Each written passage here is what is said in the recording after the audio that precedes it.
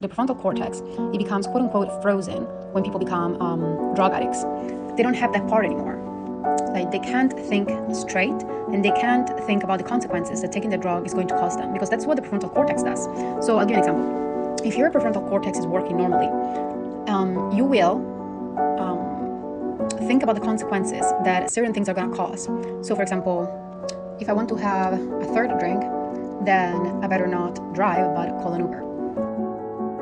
Prefrontal cortex also might tell you, I do not have the money to gamble right now, and last time I did, I lost it all. So I'm not going to gamble right now because it doesn't make any sense. In these stages of addiction, the prefrontal cortex starts to dysregulate.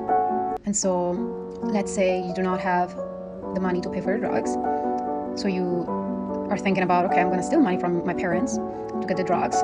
Your prefrontal cortex does not fire anymore. And it does not say, well, but I love my parents more than I love my drug, and I shouldn't do this to my parents. And so here is where addiction becomes a disease of choice, because the prefrontal cortex does not fire anymore to tell you, well, if you do this, then this will happen, right? So when you steal for drugs, you may end up in prison. Well, the prefrontal cortex is not firing that. You're just thinking about getting the drugs.